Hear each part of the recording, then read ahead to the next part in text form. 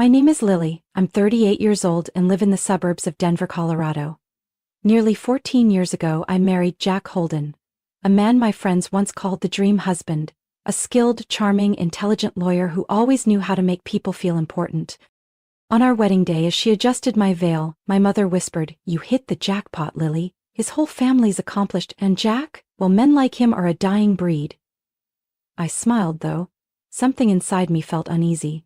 Back then, I couldn't quite name the feeling. I assumed every bride-to-be felt a bit nervous. It took years to realize that feeling was the instinct of a woman handing her entire life to someone who knew how to hide darkness behind a perfect exterior. We lived in a 2-story wooden house in Arvada, on a street lined with maple trees where neighbors greeted each other with morning smiles. I worked in healthcare administration, a demanding job that left my brain fried most days. Jack worked downtown at a major law firm, handling corporate litigation. Always busy, always sharp, always with a perfectly valid reason for any absence. To outsiders, we were the picture of a model marriage, and I lived as if that were true. In the early years, I believed in his love. I thought Jack's suggestions about how I dressed, how I communicated, even how I handled work, came from a place of care. "That outfit looks unprofessional. Try the gray dress. It suits a meeting better." Or, "Sally's sweet, but she overcomplicates things. Maybe keep some distance." Each piece of advice was gentle, reasonable, almost protective. But slowly I began second-guessing my own choices. I deleted texts before sending them, rewrote emails 3 times before clicking send. Before every firm event, I'd spend hours in front of the mirror, trying to make sure I fit the image Jack expected. I stopped wearing the lipstick shade I loved. I quit calling my sister because Jack said she was too negative. I dropped my weekend yoga class because Jack felt weird about me going alone. Instead, I made sure the house was spotless before he got home, and forced a smile even after brutal shifts at work. Because if I didn't, I'd hear things like, "You've been home an hour before me and the kitchen still looks like this?" Or, "Didn't you say you'd wear the cream dress today? That dark one makes you look tired." I thought maybe I just wasn't good enough, so I tried harder, bent myself further, until I broke. One day, staring into the mirror, I no longer recognized the woman looking back. Her eyes were hollow, her smile forced. A shadow trying to be Jack Holden's wife, forgetting she was once Lily. The girl who laughed out loud, wrote poetry, loved winter mornings and hated being told what to do. We had no children. Every time I brought it up, Jack deflected. "Not the right time. Finances aren't stable. Or you'd have to give up your career, you know that, right?" Then he'd hug me, kiss me, cold and robotic, and follow it with just enough words to make me feel I was overreacting. I lived in that fog for almost 14 years, until one day, the fog lifted. That Friday afternoon, rain poured hard, cold, heavy, and sudden, like everything swirling inside me. I left the hospital early with a splitting migraine. I didn't stop by the pharmacy. I just wanted to go home, crawl into bed, and turn off my phone. I didn't call Jack. In 13 years of marriage, I had never once come home unannounced. But something stopped me. Not rebellion, intuition, a quiet flicker of warning that kept my phone in my pocket. My car rolled to a stop in front of the house, windshield wipers blurring the maple trees. Jack's car was already in the garage. Maybe he canceled his afternoon meeting, I thought, stepping out, pressing my hand to my throbbing temple. The front door was unlocked. That was the first red flag. I stepped in. The rain's noise vanished. The house was still. Too still. Not peaceful, but heavy. I left my shoes and damp coat on and headed straight upstairs. I didn't glance at the kitchen. I didn't need to. As I neared the bedroom, I heard it. A woman's laugh. Light, unguarded, and too familiar. Then Jack's voice, low and playful. "You're driving me crazy, Dana." Dana. The name hit like a slap. Dana was Jack's new legal assistant. 8 years younger, blonde, always posting selfies in elevators on Instagram. I'd met her a few times at firm events. Once she'd told me, "You're so lucky to be married to someone like Jack." I stood frozen at the door. It wasn't fully closed. Through the crack, I saw everything. Their bodies tangled in the sheets. I'd changed the day before, her cream dress tossed over a chair, his shirt on the floor, the way he kissed her shoulder. So tender, so familiar. Was a scene I never asked to witness. I stepped back, quiet, careful, deliberate. I don't remember how I got outside. Suddenly I was standing in the backyard, fingers gripping a wooden bench, rain soaking my hair, my coat, my carefully hidden emotions. And then I cried. Not just because he cheated, but because I had doubted myself. I thought I was being paranoid when his schedule shifted, when hotel conference trips came without room details, when his shirt smelt faintly of unfamiliar perfume. I had blamed myself for being insecure. But now, I knew. I wasn't crazy. I pulled out my phone and typed a message. I won't be home tonight. Don't call. I didn't send it to Jack, I sent it to myself. As a declaration, from this moment on I owed no one permission. A delivery truck passed the alley, jolting me out of my daze. I turned and walked away from the house, carrying nothing but my pounding headache. Jack had no idea I had seen him, no clue where I'd go. But I knew. And that was enough for a beginning. That night I drove straight to the only person Jack had never managed to edge out of my life. Maya, my college friend who now worked as the head ER nurse at the hospital. Maya lived alone with her old bulldog Finn in a small apartment in Lakewood. The moment she saw me, before I could say a word, she opened the door wide and said just one thing. Well, it's about time, isn't it? I collapsed onto her couch, soaked from the rain, and stayed silent for 3 whole minutes. Then I nodded. Lily, you can stay as long as you need, and if it helps, Finn will sleep on the floor, Maya said, handing me a cup of hot tea like she'd been expecting me. The next morning I requested 3 days off, citing exhaustion from work, which wasn't a lie. But the real reason was this. I needed time to start untangling myself from the life Jack had wrapped around me layer by layer.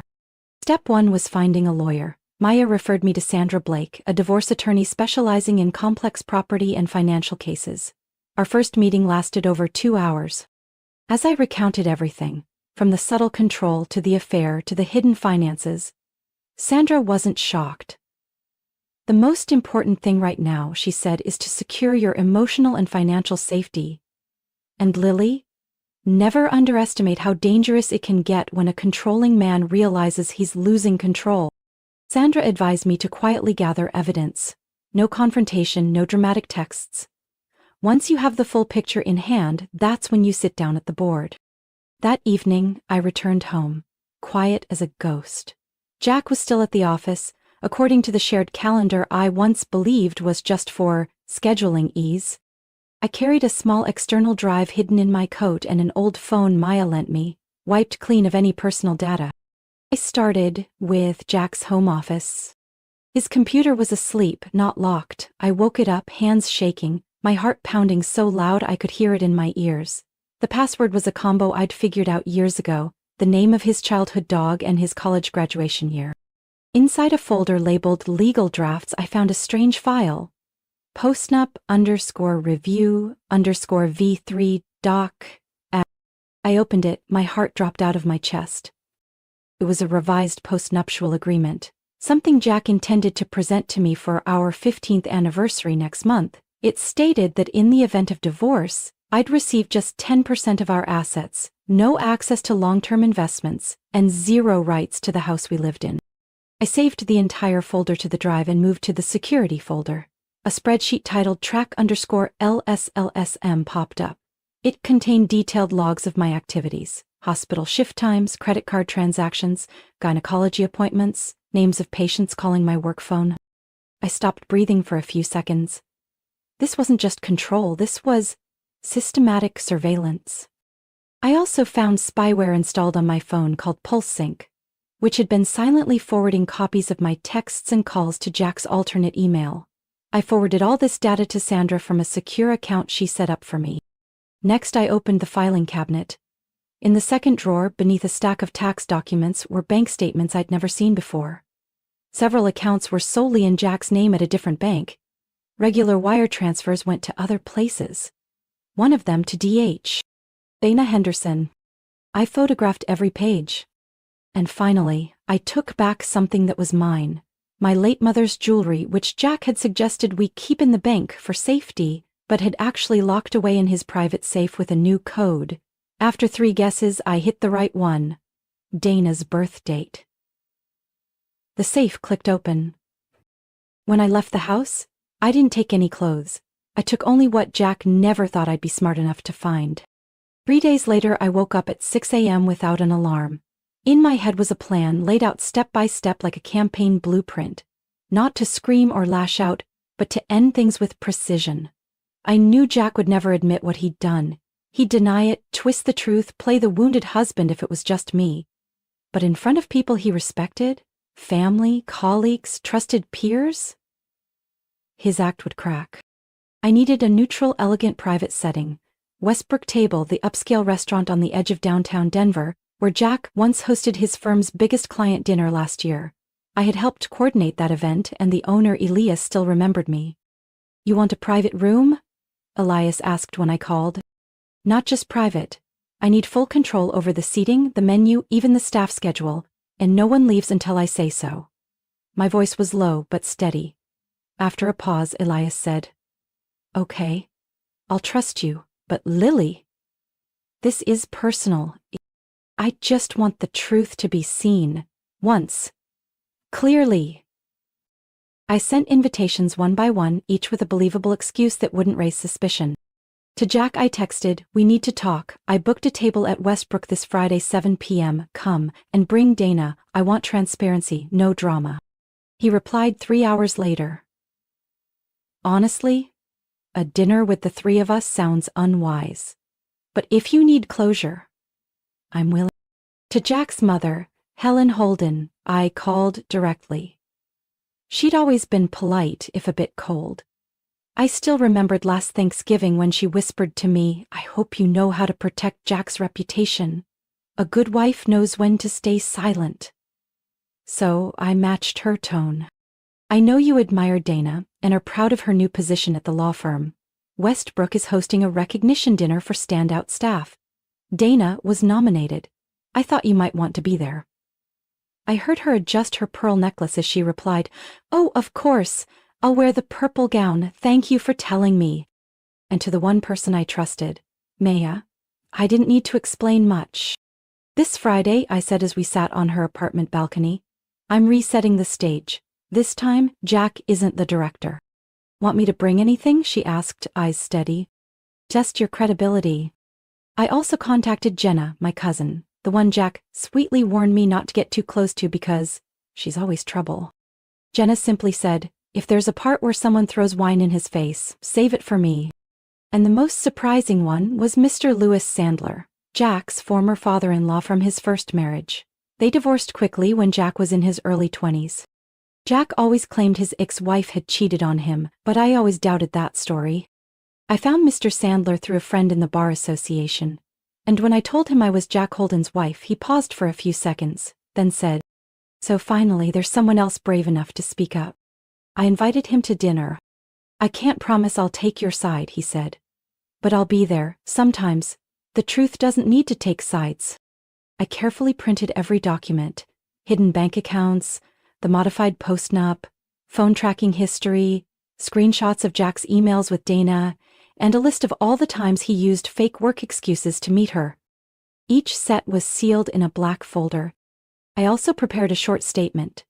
No drama, no sarcasm. Just the truth, spoken in the voice of a woman who once trusted, once loved, and now knows exactly where she stands. Thursday night, I picked my dress. Sapphire blue, the one Jack once told me I should get rid of because it made me look too independent. I wore it. At exactly 7 p.m., the private dining room door at Westbrook Table slowly opened. Jack entered first, charcoal gray suit, tie perfectly in place.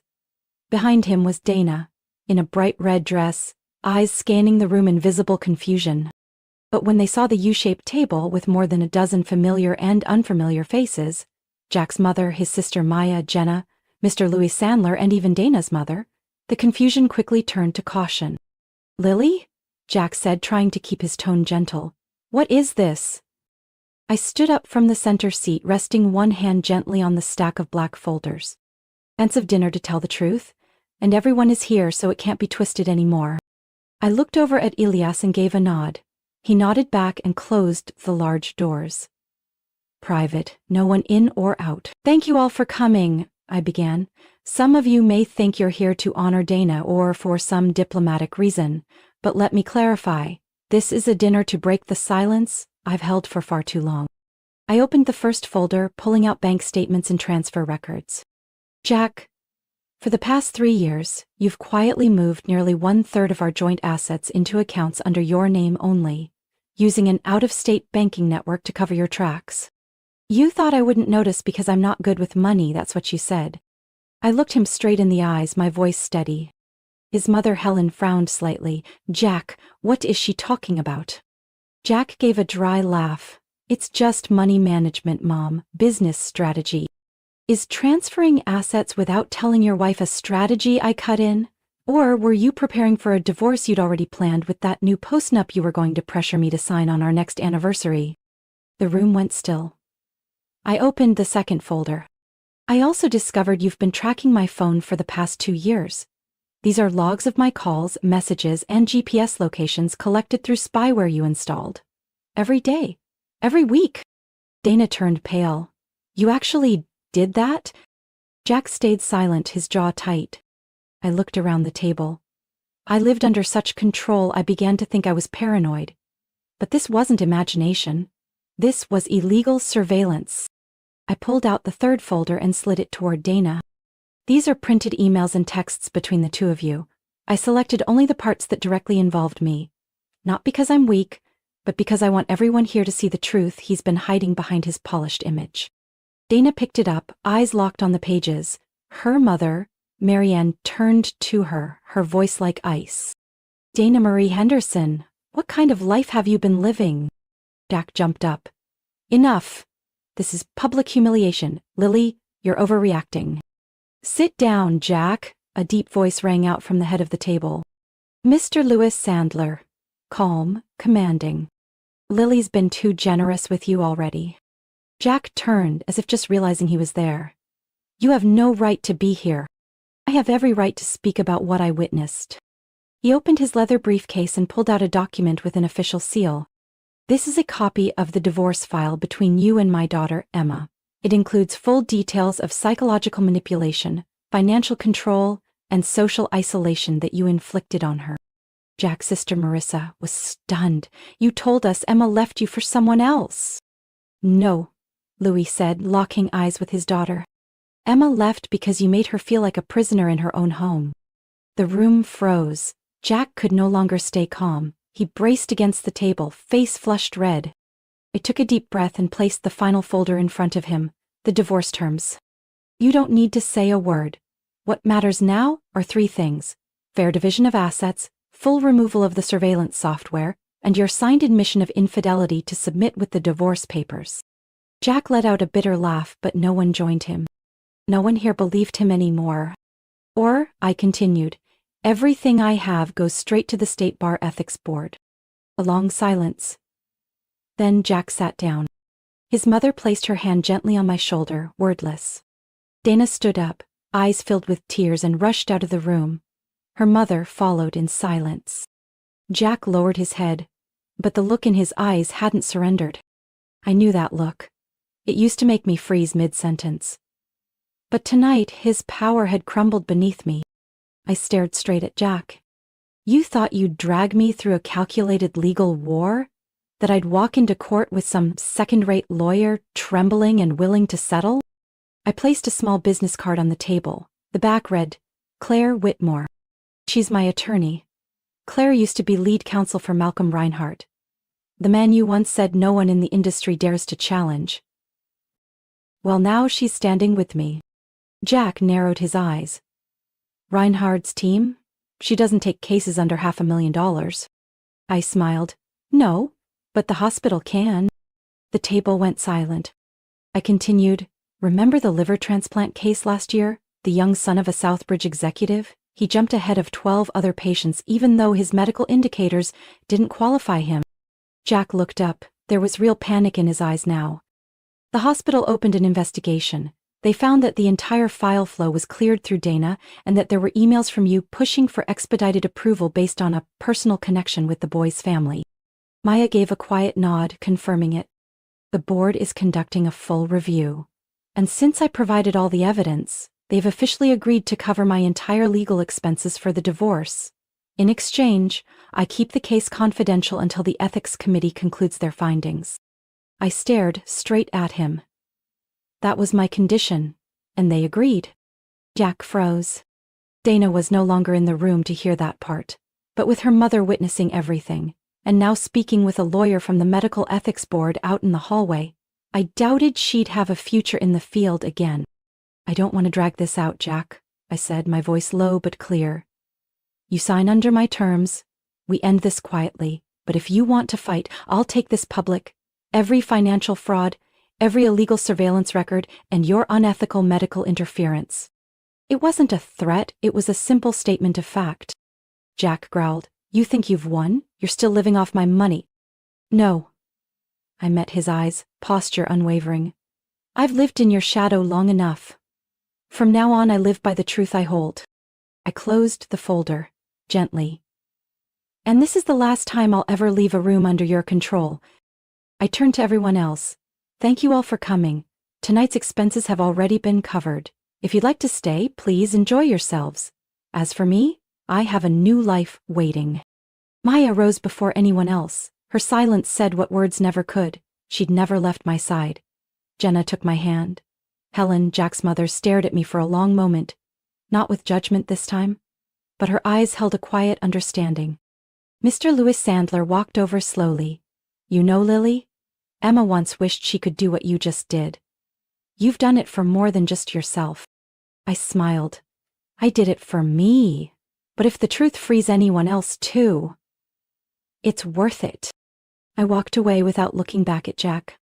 Tonight wasn't about him anymore. Tonight was about me, and the freedom I had finally reclaimed after 14 years of silence. The door closed behind me, but ahead of me was a wide, cool, open space. The night breeze caught in my hair. And as Maya wrapped her arm around my shoulders, I noticed my shoulders weren't tense anymore. No more fear, no more chains. Then 11 months after that fateful dinner, I stepped out of Jefferson County Courthouse with a folder in my hand and a real smile on my face. But the divorce was finalized. No more threats. No more backroom deals. I received a fair share of our assets, including half the value of the house Jack had tried to hide, our long-term investments, and, most importantly, full control of my own bank account, which had been secretly monitored for 2 years. Jack signed without a word, his face missing the smug confidence that once made him so dangerous. Just 1 week later, the Colorado State Bar Ethics Committee released an official statement. Jack Holden was under extended investigation for using personal influence to tamper with medical records during a liver transplant case. While his license wasn't immediately revoked, he was suspended from promotion and forced to withdraw from the senior partner review board at his law firm. Word spread fast in the legal world. Some major clients, including a leading real estate conglomerate, quietly ended their contracts. I heard Jack took a consulting job with a small startup in Fort Collins. His income no longer touched 6 figures. As for Dana, she was fired from her law firm 3 weeks after that dinner. The reason? Ethics violation and loss of client trust. A friend in the insurance industry told me she relocated to Chicago to work in pharmaceutical marketing. She hasn't been seen at any industry conferences since. My life didn't change overnight, but it began with the smallest steps. I changed my phone number. Moved into a top-floor apartment in Edgewater, with a balcony that looked out over Sloan's Lake and a cozy kitchen perfect for Sunday night baking. I returned to yoga, not to please anyone, but because I liked how my body moved in silence. 3 months after the first court hearing, I was promoted to Director of Patient Advocacy Coordination at the hospital, a role I once thought I wasn't confident enough to handle. Turns out, when no one is holding you back every time you believe in yourself, you go further than you ever imagined. I started having dinners with old friends. The ones Jack used to mock as too loud, too unrealistic, or bad influences. They were still the same. Still loud, still real. And this time, I didn't feel like I had to ask permission to keep them close. Maya, the one who opened her door to me that rainy night, is still my best friend. We started a new tradition. The last Saturday night of every month we dine at a restaurant I was once told wasn't appropriate for a lawyer's wife. Then someone new appeared. Not dramatic, not flashy. Daniel, an orthopedic surgeon. Moved from Seattle earlier this year. We met at an internal seminar. When I accidentally spilled coffee on the sign-in sheet, he just smiled and handed me a napkin, saying nothing about the stain on my blouse. We went out a few times, talked more, and one night, when he dropped me off at my gate, I realized I wasn't afraid of someone truly knowing me anymore. I didn't feel the need to hide any of my broken pieces. Maybe I wasn't ready to fall in love again, but for the first time in years, I didn't feel like I needed permission to be happy. Sometimes, I still jolt awake when the phone rings late at night. Occasionally, I dream of being trapped in the kitchen where Jack once asked, "Can't you just try a little harder?" But when I wake up, I know I'm in my own apartment, where no one checks my bills, no one tells me what dress to wear for approval. Freedom wasn't handed to me. I claimed it, with well-timed silence, with truth spoken at the right moment, and with a kind of courage no one else could give me. Lily's story is a powerful reminder that silence isn't always peace. Sometimes it's the mark of a life under quiet control. In a world where appearances deceive, it takes real courage to face the truth and reclaim your power. Lily didn't choose loud revenge. She chose evidence, dignity, and truth. Her journey wasn't just the end of a toxic marriage, but the beginning of a life defined by freedom, worth, and light. What do you think about Lily's journey and how she reclaimed her life? Share your thoughts in the comments. And don't forget to subscribe for more powerful stories about family, marriage, and inner strength.